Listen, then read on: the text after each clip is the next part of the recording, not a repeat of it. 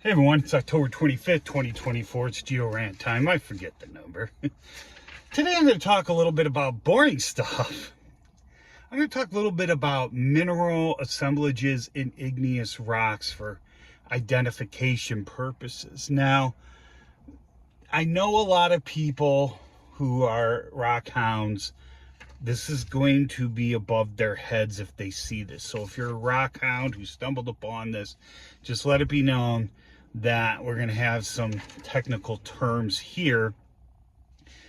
But people who know a little bit about petrology and that should be able to understand it. I'm going to assume you know what plagioclase is. I'm going to assume you know what K-spar is, or alkali feldspar, same thing. I'm going to assume you know what quartz is, you know, olivine, pyroxene, all that other fun stuff, okay?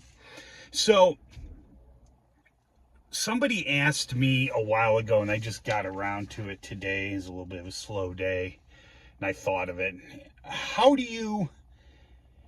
Okay, Bones reaction series. You have three parts, but you have a discontinuous and a continuous series, okay? And these experiments were done a long time ago, kind of put the great granite controversy to rest, although it has to do with igneous rocks in general. As a melt cools, certain minerals were formed. And the discontinuous series, often called mafics, or your iron-rich, your magnesium-rich rocks, those, what'll happen is you'll have them form at a certain temperature range, then you hit another temperature range and a different set of minerals will form. Now there are gray areas between the two, and that's why I created, this is my most recent petrology book I created. It's not for beginners. It's a bit expensive too, sorry for that. But anyway, Bones reaction series, I made kind of a Bones reaction tree. All right, you can see your continuous series is the red, your discontinuous is the green, and your residuals the blue. The blue just kind of is whatever's left over is going to form either quartz or muscovite. Everything else gets used up early on. Now, there are other minerals that could be on the Bones reaction series, but aren't due to their nature, because they're not major rock forming minerals. They're not primary usually. That's what we use to classify rocks. We say primary minerals. In most igneous rocks that are not mafic or ultramafic, or that are not ultramafic, you're going to use a QAPF plot. I've gone over this before. So your major minerals are quartz, or are K-spar, plagioclase minerals, and quartz or feldspathoids. When you cloud those, so those are your primary minerals. That's what I'm going to address today. Now, as this reaction happens, all right, just to give you some concept here, so you're not lost, just trying to follow me. Bones reaction series, as this happens, you can see here, you have temperatures on the left here, there. As you can see, the temperature goes down, certain assemblages want to form. Quartz is the last thing that forms. Although the chart I'm going to show you does not include quartz. It doesn't include quartz because if you have it, quartz has to do with saturated versus unsaturated melts. If you have a very saturated melt, even though quartz is going to form last, you're going to use up everything else first, and you're going to have a lot of quartz regardless. Okay, so it's you know, it's a little, so I left that off. Now, feldspathoids are not on here either. Feldspathoids form in very undersaturated rocks lacking silica. That's why quartz doesn't form in it. All the silica gets used up first. Foids and quartz never form together. Foids and feldspars can. Okay, but your foids are going to dominate usually. You'll get barely any feldspars usually. There are exceptions to that, but anyway, I digress. But what I'm going to show you here is this. You can pause this and read this if you want, especially the small print. I don't think I'm going to go over that too much. But basically what you have here is you have your feldspar combinations. Now that's your continuous series essentially. Okay. Now in the continuous series, why it's called that is because as the temperature lowers, certain ions will rearrange, and you'll get some being returned to the melt, new ones getting introduced in that won't react until a certain cooling point is made. So the continuous series, one mineral form and kind of do a little Decepticon and change into another as the molecular structure rearranges itself. The discontinuous one forms, then another, then another, then another. That's why it's called discontinuous. But our continuous series is made up of plagioclases and of feldspars, and this is a little phase diagram here showing you your plagioclases are on the bottom, your end members are anorthite and albite, and then your K-spars over here. Plagioclases do not have potassium in them. All of these will have aluminum with the exception of orthoclase and microcline. They don't have it, but other than that, they can all have aluminum.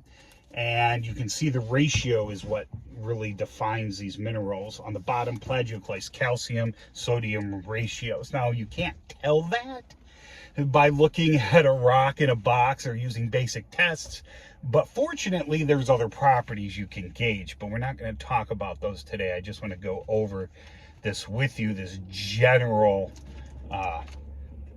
diagram I created so you can get a general idea. Why am I rambling about all this before I talk about the chart? Because the order chemically that things crystallize in can clue you into not only the rock type, but if you have something that's unidentified in there, you can kind of assume something else is there. All right. So when you look at this here, anorthite, now, I've talked about this before. Anorthosite is a rock type. Anorthite is a mineral. Anorthosites can be made of anorthite, but they can be made of any plagioclase. Okay, they don't need to be made of, see, it's one of those annoying little things that are present throughout geology. If you get anorthite, and as that cools, so at that temperature where anorthite's going to form, you're going to mostly get olivine. Okay, now, I have bitaunite and labradorite here is a slash because bitaunite is actually rarer than labradorite. It has to do with chemistry of melts, but they're not that different anyway. It can be hard to tell the difference between the two. They both iridesce. Anorthite does too, but it's not as common. But bitaunite and labradorite will always iridesce. You can split the two with other techniques, but we're not going to worry about that. So I'm including them as slash instead of, as and or, one or the other or both. It doesn't matter. Now there you're going to get olivine and you're going to get minor peroxides that start to form.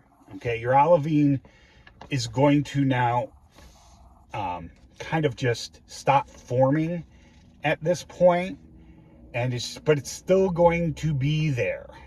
Okay, these are mineral assemblages that happen as you get these. Now remember, the continuous, you're going to see a change in the minerals because they are physically changing. Here you're just adding a bunch of new ones, okay? And what you're going to see is that you're going to see olivine eventually gets kicked to near the end, but that doesn't mean olivine has transformed into other minerals like with the continuous series.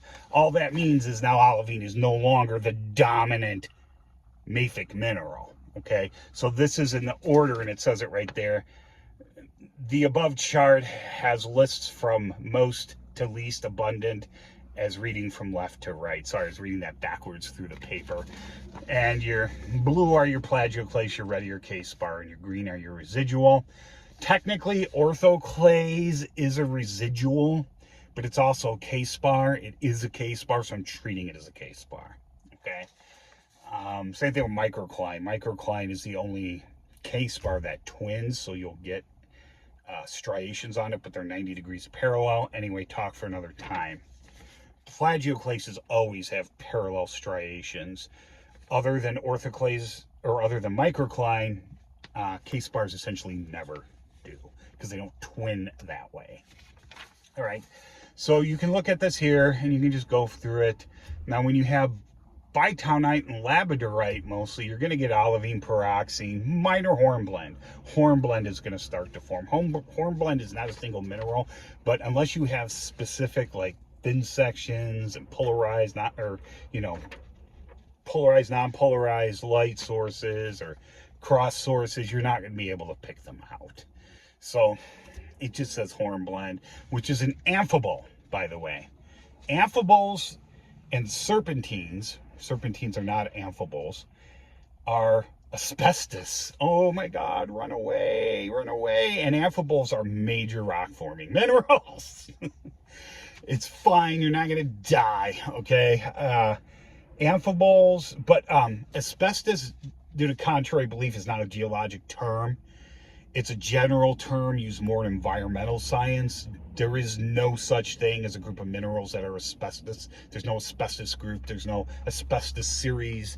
There's no asbestos species. It's the amphibole group and hornblende and things like that. Okay, so anyway, I'm just going to let you look at this now that you got a set of it. See, we got andesine and orthoclase. None to some sanidine. Sanidine is the only K spar that'll form at high temperatures. It'll start to form even without this continuous transformation. But sanidine is also not common. Usually it's just not present and you don't have to worry about it. Okay, but this chart here, I want you to look at, feel free to freeze frame it, steal it, do whatever you want with it. But these are generally the mineral assemblages you will get. And down there I talk about how amphiboles and feldspars, you know, they are distinctly different. You know, double chains form amphiboles. Feldspars are technosilicates, which means they're 3D objects.